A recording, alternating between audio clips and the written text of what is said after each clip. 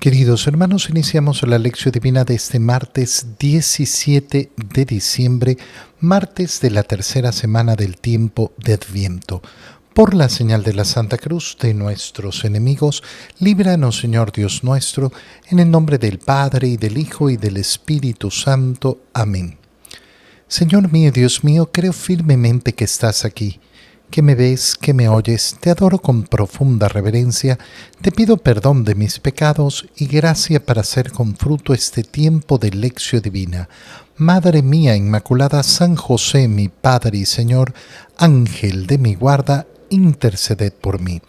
El día de hoy, 17 de diciembre, empezamos las celebraciones propias de cada uno de estos días, del 17, 18, 19, así hasta llegar al 24, porque es la octava previa a la Natividad de nuestro Señor. El día 25 iniciaremos la octava de Navidad hasta el 1 de enero. ¿Qué significa esto? Significa que lógicamente se acortan los días y la vida de la Iglesia se intensifica, nuestro camino de Adviento se intensifica en estos días. En la primera lectura de hoy leemos el libro del Génesis, capítulo 49, versículo 2 y versículos 8 al 10.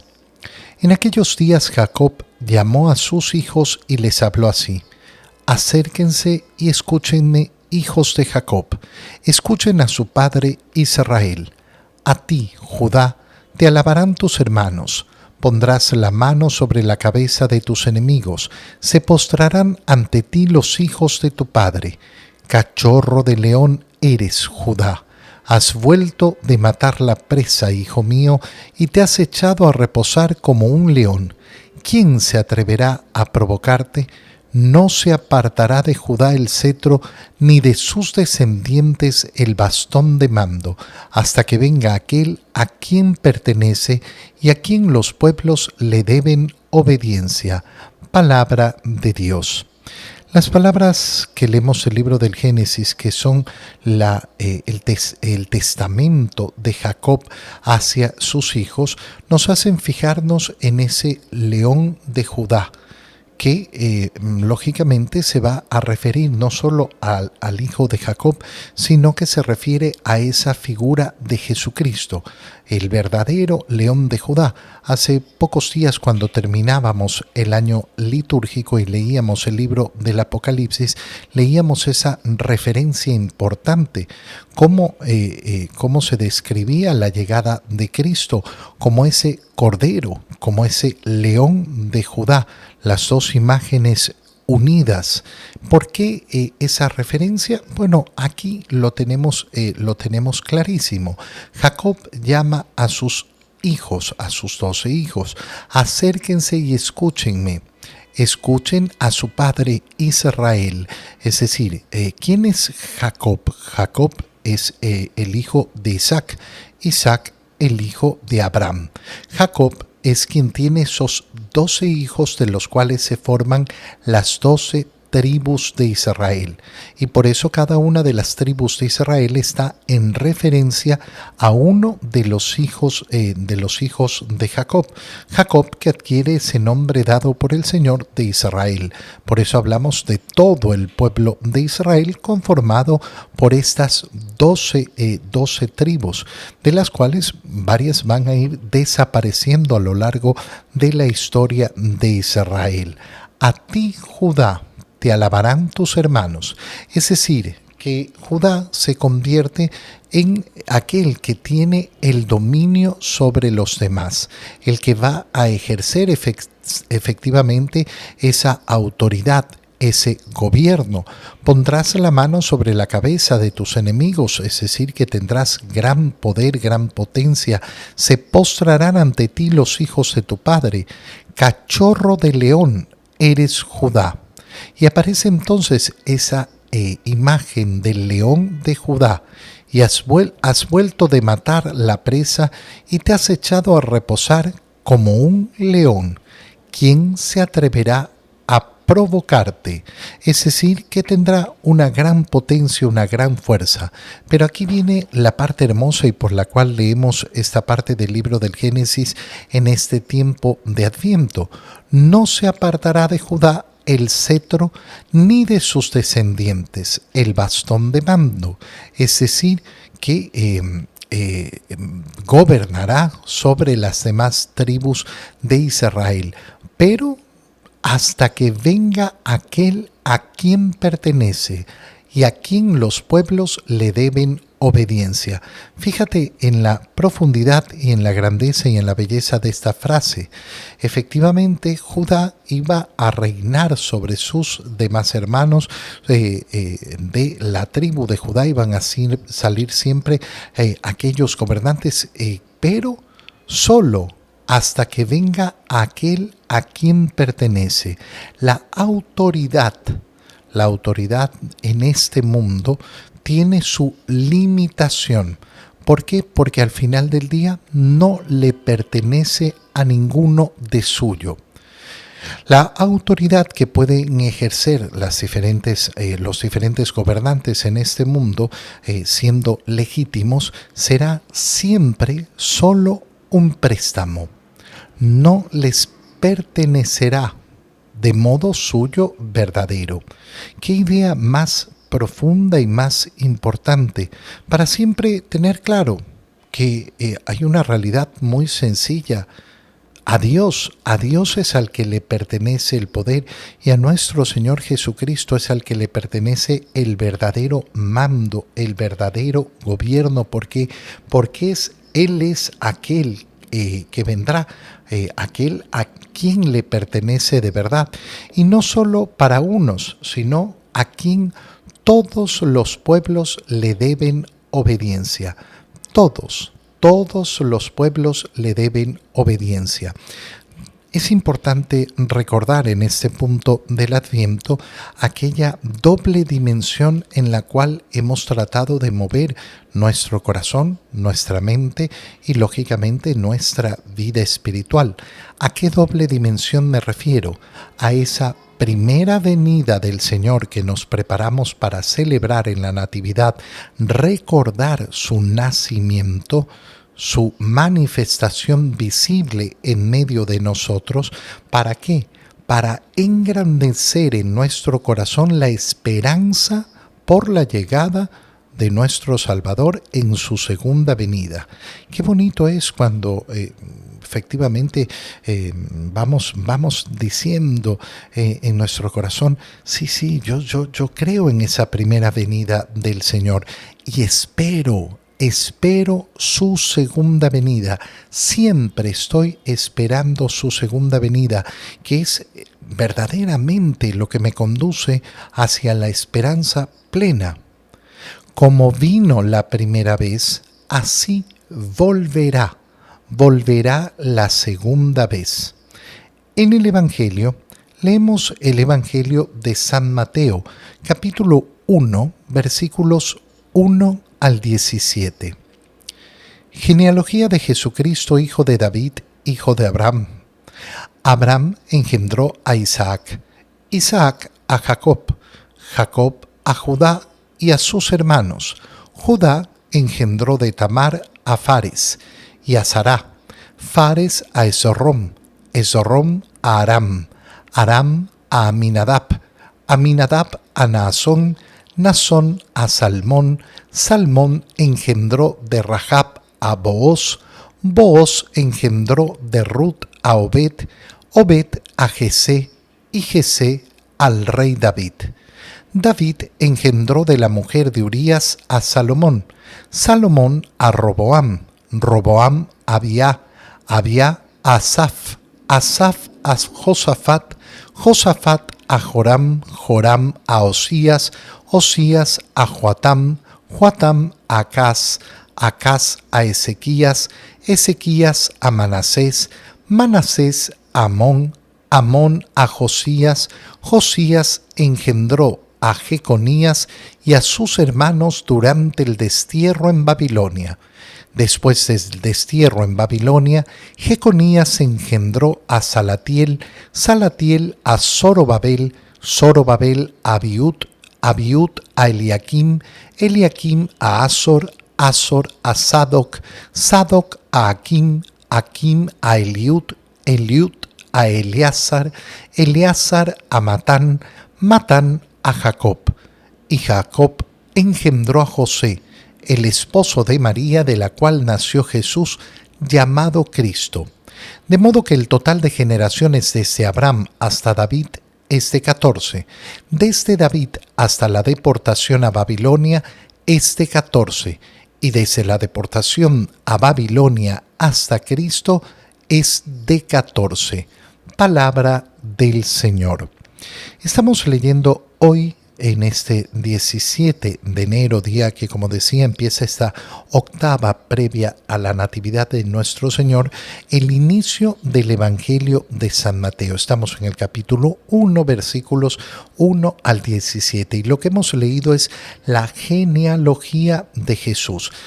La importancia de la genealogía de Jesús es tremenda. Es muy profundo lo que acabamos de leer. No te dejes engañar por las apariencias del aburrimiento. ¡Uy, qué aburrido escuchar nombre tras nombre, tras nombre, tras nombre! Cuidado, porque es una verdadera belleza lo que acabamos de leer. En primer lugar, se nos ha introducido la lectura de la genealogía a través de la lectura del libro del Génesis, donde Jacob le ha hablado a su hijo Judá y le ha dicho: vas a tener el cetro. ¿Y qué es lo que hemos visto en la genealogía en primer lugar? ¿De dónde ha partido esa genealogía de Jesús? Genealogía de Jesús, el Cristo. Eso es una expresión de fe, es una contracción de fe. Jesús, que es el Cristo, por tanto, el Mesías, el Salvador. Hijo de David, hijo de Abraham. Y entonces empieza la genealogía desde Abraham, como lo veíamos en la primera lectura. Abraham engendró a Isaac, Isaac a Jacob, Jacob a Judá y a sus hermanos. Dejamos aparte a los otros 11. ¿Por qué? Porque entonces vemos cómo de Judá viene efectivamente lo que se le ha prometido en ese testamento que ha recibido de Jacob. Jacob le ha dicho a Judá cómo iba a tener la autoridad, cómo iba a tener el cetro, pero hasta que le llegara al que le pertenece. Entonces, primera idea importantísima cuando leemos la genealogía de Jesús, saber que efectivamente se ha cumplido aquello que leemos en el libro del Génesis. Estamos hablando del primer libro de la Biblia. Desde el primer libro de la Biblia ya está anunciada esa salvación que vendrá con ese Mesías prometido, aquel que tiene verdaderamente la autoridad sobre todos. Ahora, segunda cosa importantísima, ¿de dónde surge la genealogía? Desde Abraham.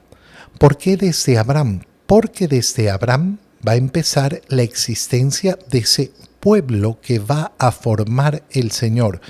Y ese pueblo tiene una razón de existir: poder ser la cuna en la cual va a nacer el Salvador de todas las naciones. Qué preciosa es esta idea. Y esta idea nos muestra entonces otras ideas que son todavía más importantes y más preciosas. ¿Por qué? Porque en primer lugar se nos está mostrando a través de la genealogía de Jesús cómo el Verbo de Dios se ha introducido en la historia de la humanidad. No ha aparecido en el mundo sin ser partícipe de la historia de la humanidad. Y esto es importantísimo. ¿Por qué? Porque si el Verbo de Dios se hubiera insertado simplemente en la historia sin participar de ella, no hubiera hecho suya la historia de la humanidad. Oye, yo llevo en mí, tú llevas en ti la historia de la humanidad. No estamos aquí simplemente porque hemos aparecido en el mundo, no. Hay toda una línea detrás de nosotros, una línea de sucesos que han acontecido para que tú y yo estemos en este tiempo, en este mundo, en la historia. Yo pertenezco a la raza humana. Yo pertenezco a la historia de la humanidad. Bueno, el verbo de Dios se ha insertado en esa historia y ha hecho de esa historia su historia. ¿Para qué? Para redimir no solo a algunos hombres, sino para redimir a toda la historia de la humanidad. Datos sumamente importantes además, la perfección con la que se nos presenta la genealogía. Fíjate cómo se divide en 3 partes. Llega primero hasta David, después hasta la deportación de Babilonia y después hasta José, el esposo de María, de la cual nació Jesús llamado Cristo. Ahora, fíjate cómo el mismo evangelista Mateo nos lo dice con claridad, de tal modo que son el total de generaciones desde Abraham hasta David es de 14, desde David hasta la deportación a Babilonia es de 14, y desde la deportación de Babilonia hasta Cristo es de 14. ¿Qué nos quiere transmitir con esto San Mateo? Nos quiere transmitir una idea preciosa de la perfección con la cual se ha insertado el verbo de Dios en la historia de la humanidad. No ha venido en cualquier momento. Ha venido en el momento justo, en el momento indicado, en la plenitud de los tiempos. Es tan hermoso reflexionar esto. ¿Por qué? Porque eso nos lleva a una reflexión todavía mucho más profunda. Cuando nosotros no abrazamos la historia que vivimos, el momento en la historia que vivimos, no nos damos cuenta de la perfección con la que Dios va conduciendo la historia. ¿A qué me refiero? Yo no fui hecho para haber vivido hace 1000 años. Yo no fui hecho para vivir dentro de 1000 años. Yo fui hecho para vivir en este momento de la historia. Por tanto, es el mejor momento de la historia para mí. No ha habido otro momento de la historia mejor porque yo no fui creado para ningún otro momento de la historia. Nos habla de la perfección con la cual el Señor va gobernando la historia, pero va gobernando la historia con un elemento indispensable, la libertad de cada uno. Y por eso en la genealogía de Jesús tenemos una serie de situaciones muy difíciles de comprender. ¿Por qué? Porque en esta lista de personas que hemos leído de cómo han ido engendrando uno al otro, no tenemos una historia puramente de santidad. No es que tenemos una historia donde todos han hecho siempre el bien y han sido perfectos. No, tenemos personas que han hecho mucho mal. Solo te pongo el ejemplo de David. David, que viendo a la mujer de Urías, estuvo dispuesto a cometer ese pecado gravísimo del adulterio, pero no solo eso, sino que mandó a que Urías fuera asesinado en la batalla, a que muriera en la batalla para librarse de él y entonces poder tener a su mujer. Bueno, de esta historia terrible, terrorífica, resulta que continúa avanzando el plan de Dios. ¿Qué nos dice esto? Nos dice algo sumamente importante y hermoso. La libertad del hombre, Dios la respeta. El hombre puede hacer el bien y el mal, sí. Decide libremente, pero Dios es superior al hombre. Por más que Dios respeta la libertad del hombre, Dios nunca tiene atadas las manos por esa libertad. No porque no la respete, porque la respeta, sino porque Dios es superior a esa libertad del hombre. Y por eso los planes de Dios se realizan a pesar de nuestras acciones. No es que yo no pueda determinar mi vida y decidir si quiero caminar el camino del Señor o quiero ser cualquier pelajostán o desgraciado, ¿no? Yo lo decido. Pero resulta que incluso con mis malas acciones y mis malas decisiones, el plan de Dios sigue operándose de una manera misteriosa. Y última cosa importantísima para meditar en la genealogía de Jesús, ver cómo Matán engendra a Jacob y Jacob engendró a José, el esposo de María. Qué bonito es en este día contemplar esa figura de José y darnos cuenta que es por él, tal y como lo señala la genealogía de Jesús en el Evangelio de San Mateo, que Jesús recibe ese título davídico, es decir, hijo de David. Por José recibe eso. La participación de José en la historia de la salvación no es una participación cualquiera, es una participación fundamental. Te doy gracias, Dios mío, por los buenos propósitos, afectos e inspiraciones que me has comunicado en este tiempo de lección divina. Te pido ayuda para ponerlos por obra. Madre mía Inmaculada, San José, mi Padre y Señor, Ángel de mi guarda, interceded por mí. María, Madre de la Iglesia, ruega por nosotros. Queridos hermanos, que el Señor los bendiga, los cuide y los proteja en el nombre del Padre y del Hijo y del Espíritu Santo. Amén. Un muy feliz día para todos.